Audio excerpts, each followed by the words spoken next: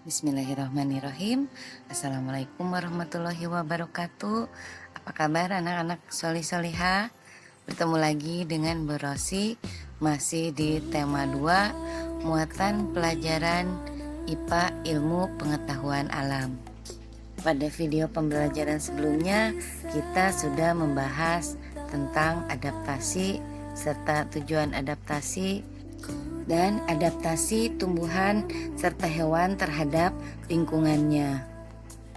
Kali ini kita akan membahas ciri-ciri khusus pada hewan dan tumbuhan yang berkaitan dengan adaptasi hewan dan tumbuhan tersebut ya anak-anak. Tuhan menciptakan hewan dan tumbuhan dilengkapi dengan ciri-ciri khusus sesuai dengan tempat hidupnya masing-masing, agar tumbuhan dan hewan tersebut bisa beradaptasi terhadap lingkungan hidupnya. Ibu ingatkan kembali apa itu adaptasi dan tujuannya ya anak-anak. Adaptasi adalah penyesuaian diri makhluk hidup terhadap lingkungannya atau habitatnya. Sedangkan tujuan adaptasi adalah yang pertama untuk bertahan hidup, yang kedua untuk memudahkan dalam mencari makan, yang ketiga untuk melindungi dari predator atau pemangsa. Kita lanjut membahas ciri-ciri khusus pada hewan. Ciri-ciri khusus pada hewan sesuai adaptasi tingkah laku. Jadi, beberapa hewan mempunyai tingkah laku tertentu untuk beradaptasi terhadap lingkungannya. Yang pertama, berendam di lumpur untuk menurunkan suhu tubuhnya. Contohnya pada kerbau dan gajah. Yang kedua, pura-pura mati untuk mengelabuhi musuh. Contohnya pada kecoa, kumbang, dan tupai. Yang berikutnya adalah membuka mulut untuk menurunkan suhu tubuh.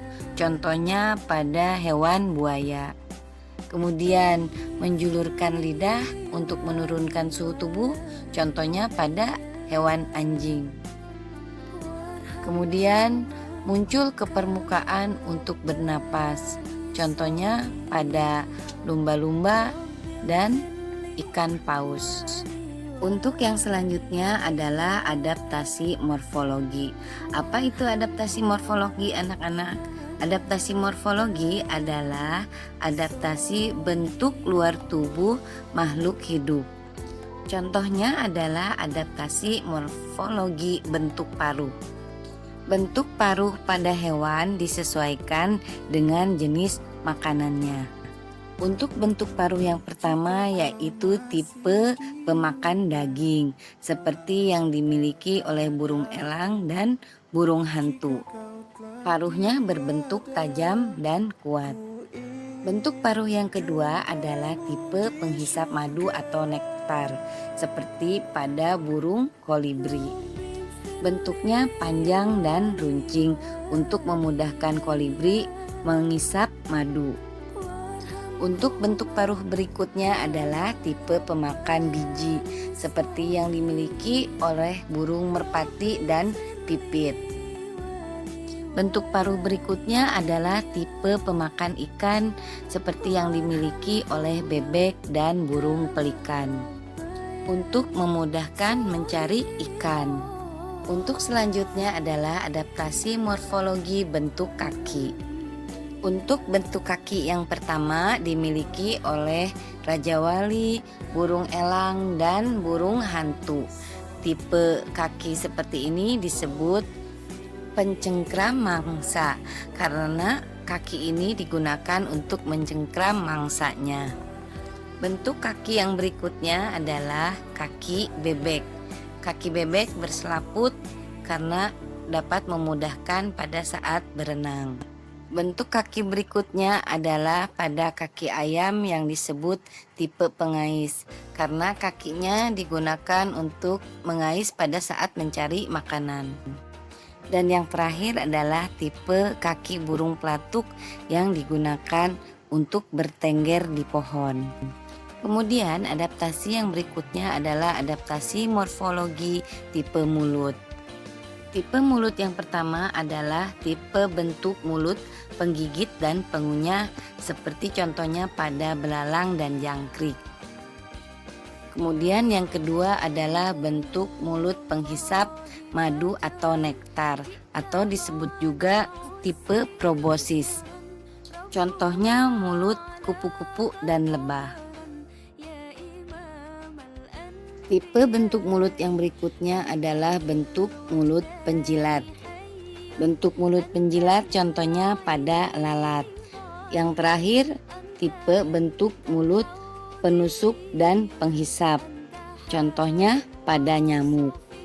Berikutnya kita akan membahas ciri-ciri khusus tertentu pada beberapa hewan.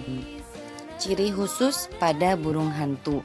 Yang pertama, mempunyai mata dan pendengaran yang tajam untuk memudahkan menemukan mangsa. Ciri yang kedua, sayapnya berbulu halus agar terbangnya tidak bersuara. Ciri yang ketiga, kepalanya bisa berputar 270 derajat untuk memudahkan menemukan mangsanya. Kemudian ciri khusus pada hewan bunglon. Yang pertama, mimikri atau bisa berubah warna sesuai apa yang diinjaknya untuk mengelabuhi musuh. Ciri yang kedua adalah lidahnya panjang dan lengket sehingga memudahkan pada saat menangkap mangsa. Kemudian ciri khusus pada semut. Ciri yang pertama adalah mereka memiliki antena untuk berkomunikasi satu sama lain. Yang kedua, mempunyai feromon untuk meninggalkan jejak. Kemudian ciri khusus pada lele. Yang pertama, lele mempunyai misai sebagai alat untuk pendeteksi di dalam lumpur.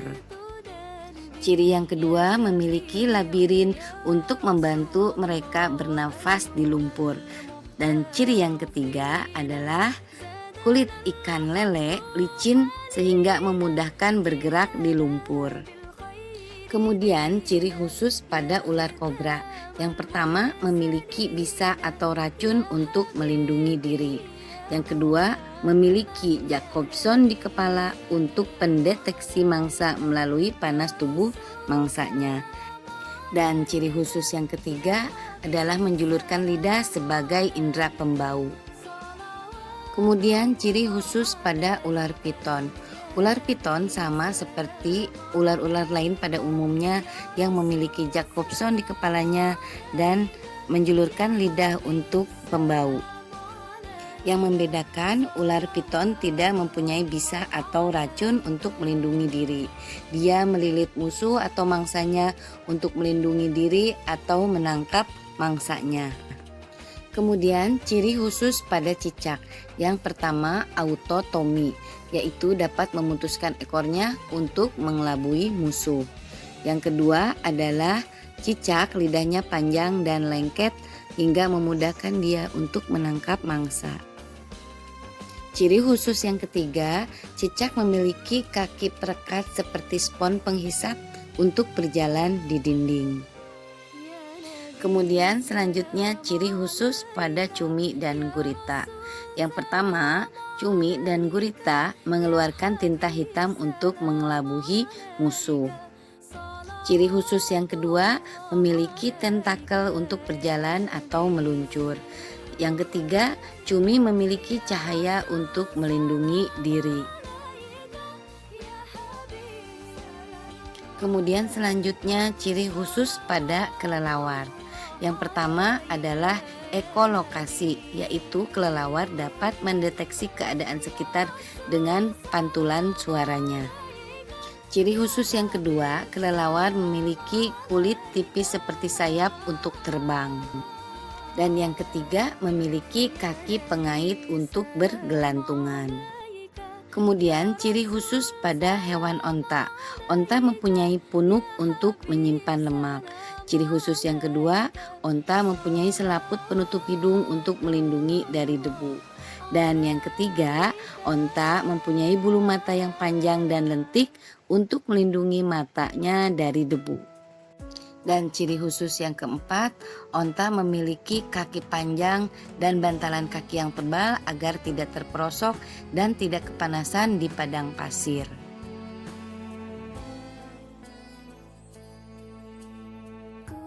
Kemudian ciri khusus pada hewan terenggiling.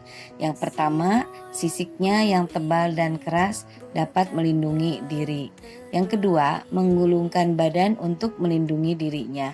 Dan yang ketiga, lidahnya panjang dan lengket sehingga memudahkan menangkap mangsa. Dan yang keempat, kukunya panjang dan tajam untuk memudahkan mencari mangsanya. Kemudian selanjutnya ciri khusus pada landak. Landak ada dua jenis, yaitu landak biasa dan landak semut. Bedanya pada landak jenis semut, mulutnya lebih panjang. Keduanya sama-sama mempunyai duri untuk melindungi diri. Kemudian landak semut memiliki lidah panjang dan lengket untuk memudahkan saat menangkap serangga. Kemudian ciri khusus pada bebek.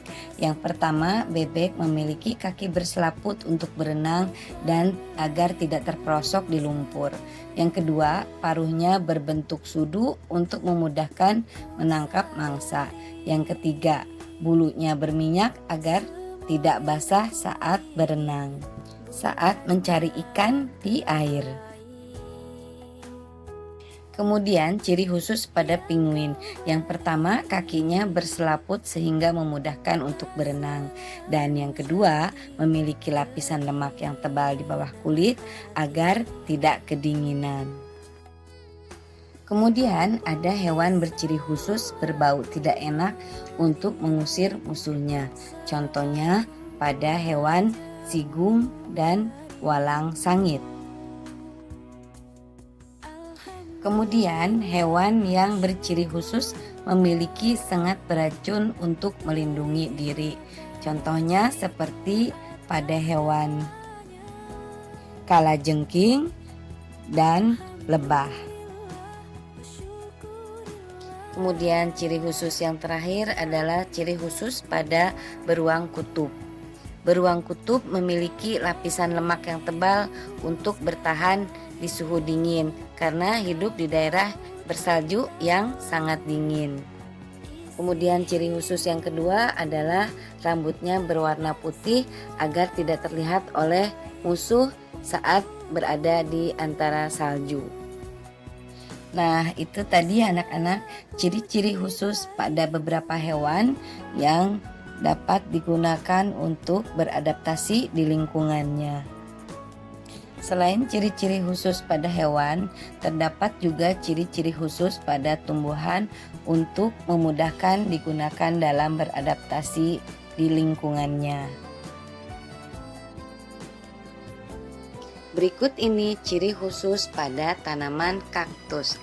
Yang pertama, kaktus daunnya berbentuk duri untuk mengurangi penguapan. Yang kedua, batang yang tebal untuk menyimpan air. Ciri khusus yang ketiga, batangnya berlapis lilin untuk mengurangi penguapan. Yang keempat, duri untuk melindungi diri. Dan yang kelima, akarnya panjang dan halus untuk memudahkan mencari dan menyerap air. Kemudian ciri khusus tanaman benalu. Yang pertama, tanaman benalu biasanya hidup menempel di pohon lain untuk mengambil sari makanan pohon yang ditempelnya, atau dia hidup sebagai parasit. Yang kedua, tanaman benalu bijinya kecil dan lengket agar bisa hidup menempel di pohon lain. Dan ciri khusus yang ketiga, benalu mempunyai akar yang menghisap kuat agar bisa menghisap sari makanan di pohon yang ditempelinya. Kemudian ciri khusus anggrek dan paku-pakuan. Ciri khusus yang pertama, tanaman ini biasanya hidup dengan menempel di pohon lain untuk mendapatkan sinar matahari atau tempat hidup. tetapi tanaman ini tidak merugikan tanaman yang ditempelinya. Kemudian ciri khusus pada tanaman teratai. Yang pertama, ciri khususnya adalah teratai berdaun lebar dan tipis untuk mempercepat pada saat penguapan. Yang kedua, batangnya berongga untuk menyimpan oksigen. Ciri khusus tanaman eceng gondok. Yang pertama, eceng gondok batangnya menggembung untuk memudahkan mengapung di air. Yang kedua, batangnya berongga untuk menyimpan oksigen untuk bernapas. Yang ketiga, akarnya serabut untuk keseimbangan. Kemudian selanjutnya ciri khusus pada tanaman Venus atau flytrap. Ciri khusus yang pertama adalah daunnya berbentuk engsel untuk memudahkan dalam menangkap serangga. Ciri yang kedua, tanaman ini memakan serangga sehingga dikenal dengan nama insektivora. Tanaman ini memakan serangga untuk mendapatkan nitrogen. Kemudian ciri khusus pada tanaman kantung semar. Ciri yang pertama adalah daunnya berbentuk piala atau kantung dan berisi cairan lengket untuk menangkap serangga.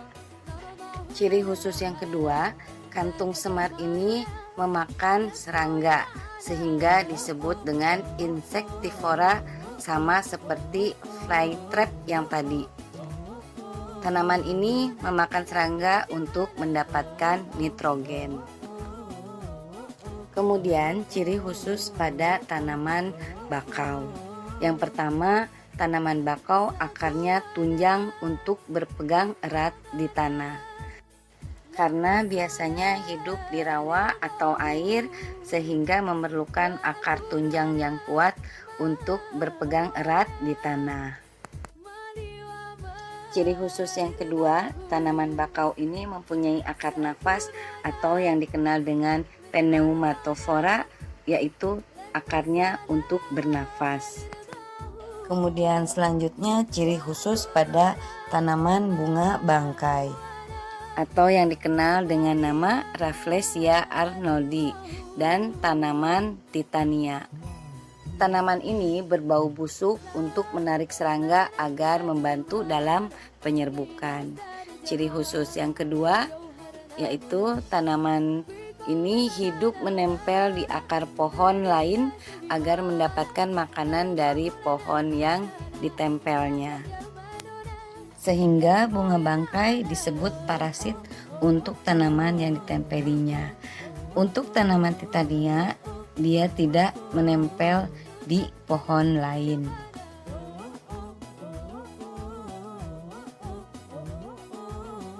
Untuk selanjutnya adalah tanaman yang mempunyai ciri khusus meranggas atau menggugurkan daunnya saat kemarau untuk mengurangi penguapan. Tanaman tersebut adalah pohon jati, mahoni, kedondong, dan sakura. Kemudian yang selanjutnya adalah ciri khusus pada tanaman yang melindungi diri dengan getahnya. Contohnya adalah pada tanaman karet, pepaya, kemudian mangga, dan nangka. Kemudian ciri khusus pada tanaman yang melindungi diri dengan durinya. Contohnya adalah pada tanaman Theoporbia, kemudian salak, kaktus, dan mawar. Kemudian selanjutnya ciri khusus pada tanaman yang melindungi diri dengan bulu gatalnya. Contohnya seperti pada tanaman padi, bambu, dan jagung. Nah itu ya tadi anak-anak ciri-ciri khusus pada beberapa tanaman dan fungsinya yang ada di sekitar kita. Selesai sudah pembahasan materi untuk kali ini ya anak-anak. Silakan kalian rangkum dan catat mana yang penting agar dapat digunakan untuk belajar. Terima kasih sudah menyimak materi kali ini. Wassalamualaikum warahmatullahi wabarakatuh.